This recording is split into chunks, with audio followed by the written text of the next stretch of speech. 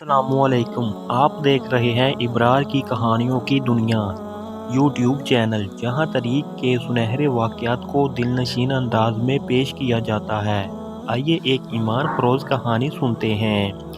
یہ کہانی ایک ایسے غلام کی ہے جو زمانہ جاہلیت میں دنیا کی کمزور ترین افراد میں شمار ہوتا تھا، مگر اسلام کی روشنی نے اسے عزت کی سب سے بلند مقام پر پہنچا دیا۔ یہ کہانی ہے حضرت بلال حبشی رضی اللہ تعالیٰ عنہ کی، جنہوں نے اسلام کے لیے بے پناہ صعوبتیں برداشت کیں، مگر ان کا ایمان کبھی متزلزل نہ ہوا۔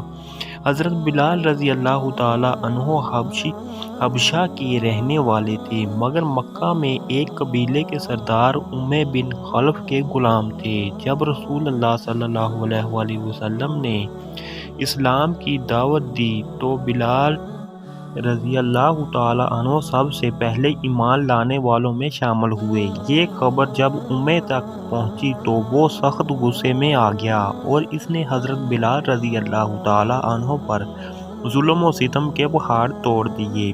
گرمی سے تپتی ہوئی مکہ کی زمین، چمکتا ہوا سورج اور بیچ میدان میں حضرت بلال رضی اللہ تعالیٰ عنہ کو ننگی زمین پر لٹایا جاتا، ان کے سینے پر بھاری پتھر رکھ دیا جاتا اور ان سے کہا جاتا کہ اسلام سے انکار کر دو، لیکن وہ صرف ایک ہی جملہ دہراتا، احدن احدن، اللہ ایک ہے، اللہ ایک ہے۔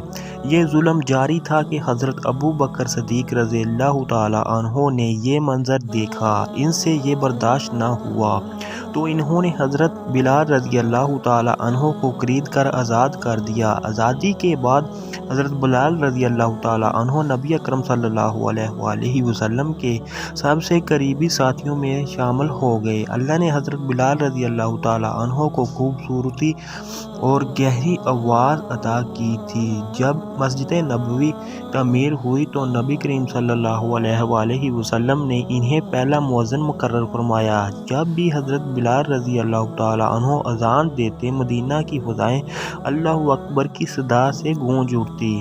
جب نبی کریم صلی اللہ علیہ وآلہ وسلم نے مکہ فتح کیا تو خانہ کعبہ کی چھت پر اذان دینے کا شرف حضرت بلال رضی اللہ تعالیٰ عنہ کو حاصل ہوا۔